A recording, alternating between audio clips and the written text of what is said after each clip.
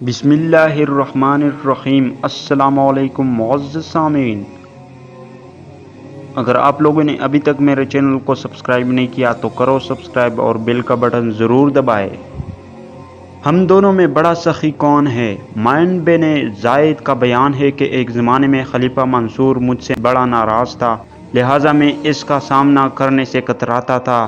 منصور نے میری گرفتاری کے لیے انعام بھی مقرر کر دیا۔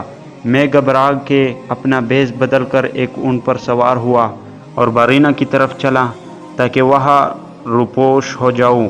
چلتے چلتے میں جب بغداد کے محلے باب حرب میں پہنچا، وہاں میں نے دیکھا کہ ایک شخص تلوار حمائل کیے ہوئے میرا تعاقب کر رہا ہے۔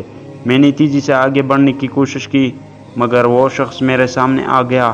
اس نے جٹ میرے اونٹ کی نکیل پکڑ کر اسے زمین پر بٹھا دیا اور میرا ہاتھ مضبوطی سے پکڑ لیا۔ میں نے اجنبی بنتے ہوئے کہا، کیا بات ہے؟ وہ بولا، تمہیں نہیں معلوم امیر المومنین کو تمہاری تلاش ہے؟ میں نے کہا، تمہیں غلط فہمی ہوئی ہے، میری حیثیت ہی کیا بھلا امیر المومنین مجھے کیوں تلاش کرائیں گے؟ وہ کہنے لگا، کیا تم معین بن زائد نہیں ہو؟ میں نے کہا، ہرگز نہیں۔ کہا، میں اور کہا معین بن زائد۔ وہ ہنسا، تم مجھے دھوکہ نہیں دے سکتے، میں تمہیں خوب اچھی طرح پہچانتا ہوں، جتنا تم اپنے آپ کو پہچانتے ہو۔ اس کی باتوں سے مجھے یقین ہو گیا کہ یہ شخص پیچھا نہیں چھوڑنے والا ہے۔ میں نے اس سے کہا کہ دیکھو، یہ جواہر کی ایک قیمتی مالا ہے، اس کی قیمت امیر المومنین کے نام سے بہت زیادہ ہے، اسے تم لے لو اور مفت میں میرا خون اپنے سر نہ لو۔ میں نے مالا اس کو تمہا دی۔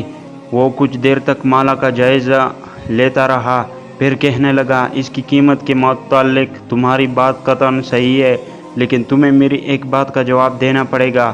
اس نے سوال کیا کہ بہت لوگ تمہاری سخاوت اور فیاضی کی تعریف کرتے ہیں، مجھے بتاؤ، کیا تم نے یہ ہار دے کر مجھے اپنی ساری دولت بخش دی ہے؟ میں نے جواب دیا، نہیں۔ اس نے پوچھا، اچھا تو کیا 1/3 بھی نہیں؟ جواب دیا، 1/3 بھی نہیں۔ اس نے پوچھا، اچھا تو کیا 10واں حصہ؟ میں نے جواب دیا، ہاں، 10واں حصہ سمجھ لو۔ کہنے لگا، یہ تو بڑی بات نہیں ہے، خلیفہ منصور ہر مہینے مجھے صرف 20 درہم تنخواہ دیتا ہے اور اس ہار کی قیمت لاکھوں درہم ہے، لیکن تم اپنے مقابلے میں میری سخاوت دیکھو، یہ ہار میں تمہیں بخشتا ہوں تاکہ دنیا سمجھ لے کہ ہم دونوں میں سے زیادہ سخی کون ہے۔ اس نے مالا میری طرف اچال کر اونٹ کی نکیل چھوڑ دی اور جانے لگا۔ میں نے اس کی بات سے جل کر کہا، اس توہین و ذلت کے مقابلے میں قتل ہی ہو جانا بہتر ہے۔ تم نے جو کچھ دیا ہے وہ لے لو اور مجھے گرفتار کر کے خلیفہ کے سامنے پیش کر دو۔ وہ ہنسا اور کہا کہ تم مجھ سے زیادہ فیاض بن کر مجھے جھٹلانا چاہتے ہو، لہٰذا یہ ہار ہرگز نہیں لوں گا، اور یہ کہہ کر وہ فوراً چلا گیا۔ حاصل معلوم ہوا کہ سخاوت صرف مالداروں کے ساتھ ہی لازم و ملزم نہیں ہے، ایک غریب آدمی بھی سخاوت کر سکتا ہے، اگرچہ ہر ایک اپنی اپنی حیثیت کے مطابق سخاوت کرتا ہے۔